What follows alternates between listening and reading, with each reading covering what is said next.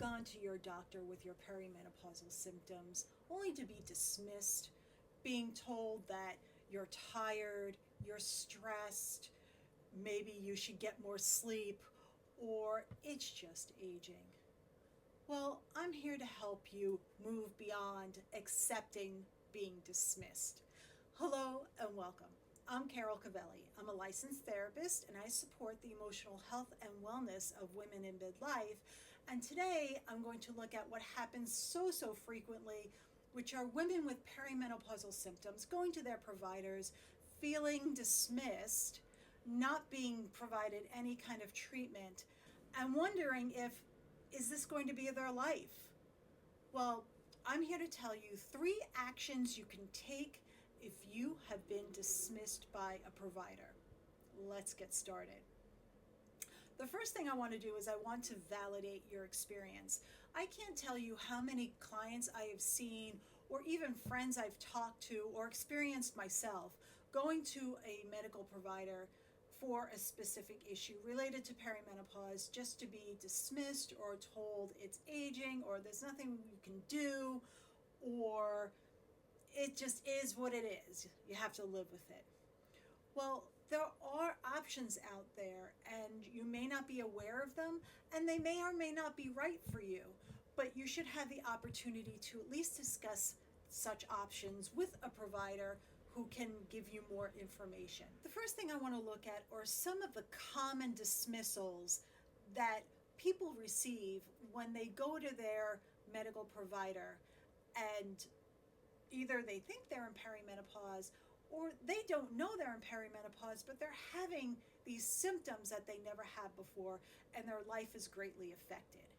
So the first situation I want to address is the fact that some medical providers don't recognize perimenopause as a valid experience or a valid medical terminology.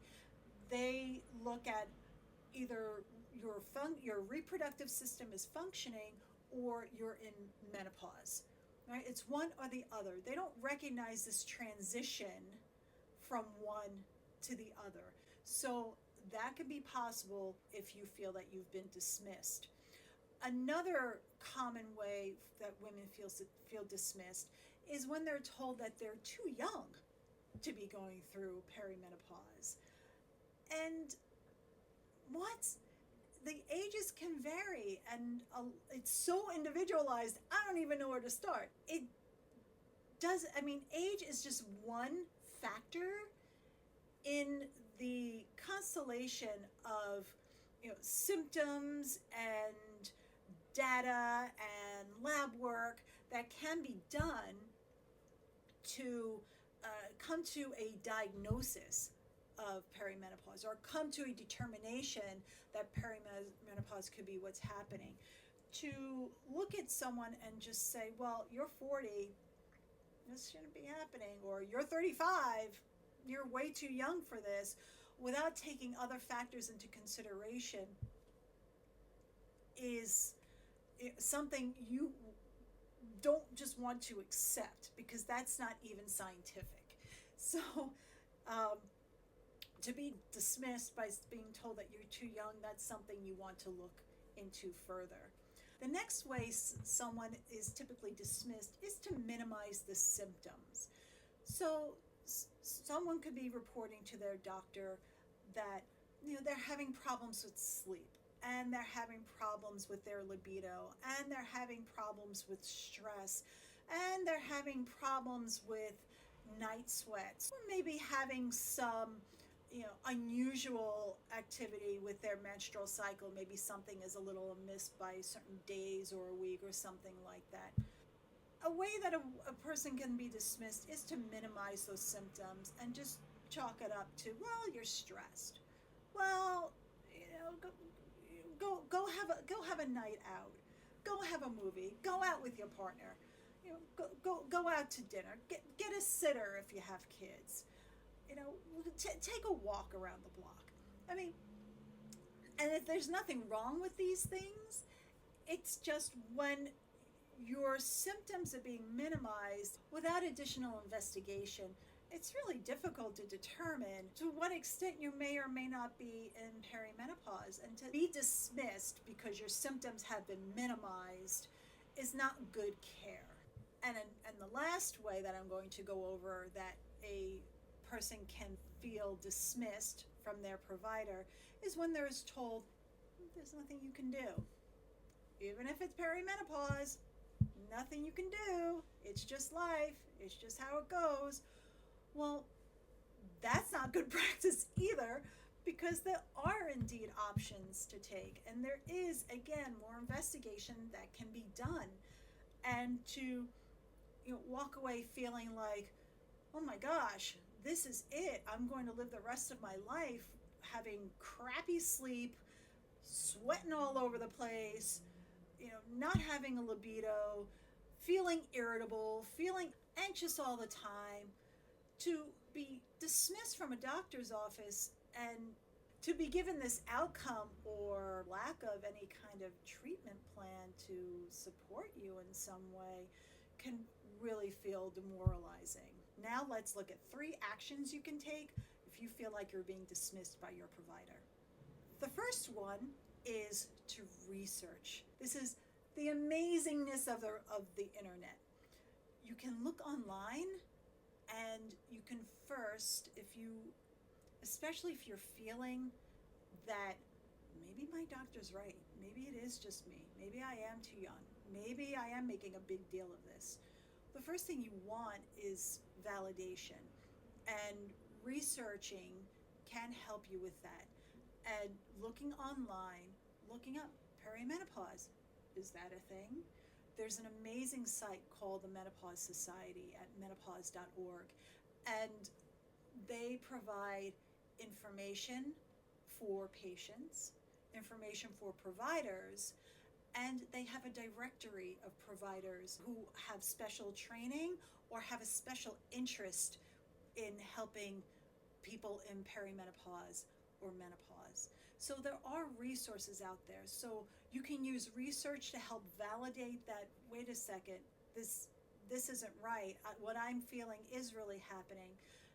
And to start looking into who else can I see? There has to be other providers out there, as well as to get some educational, scientific information and data. The next action you can take is to decrease your isolation. So when you are leaving a provider's office or you're feeling dismissed, it's very easy to shut down and to feel ashamed of what you're feeling, to feel ashamed for having even said something about it. And based on feelings of shame, you can turn inward or you can start isolating.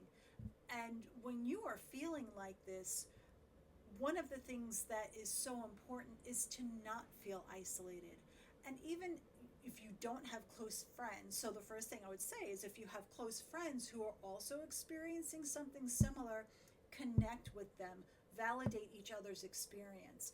If you feel that isolated that you don't have close friends or friends who maybe don't want to discuss it, maybe they feel a level of shame, then again, to an extent, you can turn to the internet. Now, I say that with a caveat because there are amazing resources and accounts you can look at to feel validated, but you also want to be able to have connections with people in life as well. But again, if you're feeling that isolated and that alone, you could start looking for, do a search for menopause, accounts surrounding menopause or perimenopause. You can do that through Instagram. You can do that through TikTok. You can do that through YouTube.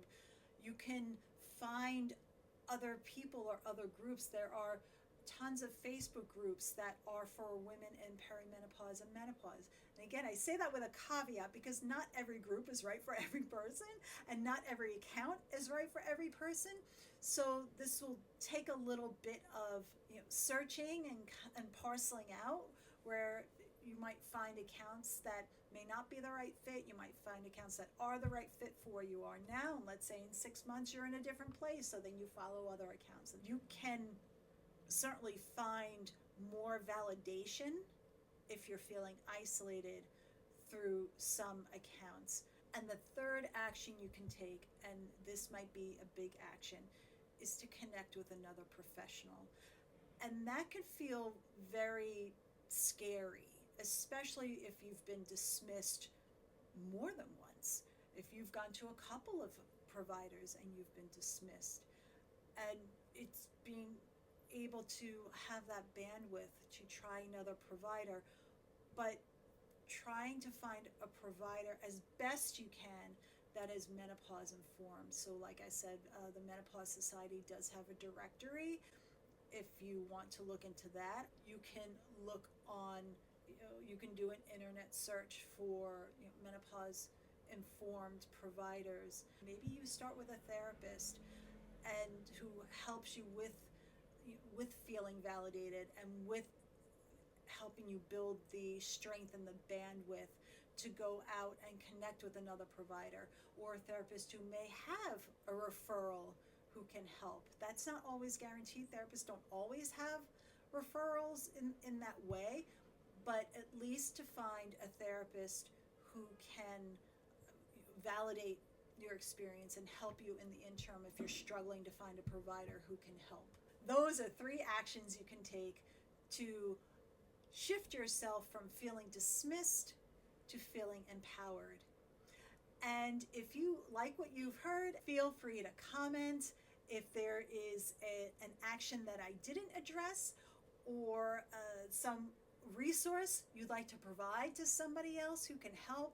That would be greatly appreciated. If you have any ideas for videos that you'd like me to cover, I'd appreciate that as well. And you could also grab my menopause checklist, and that will also be in the description box below.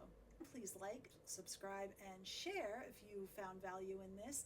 Thank you again for joining me, and I look forward to seeing you in the next one.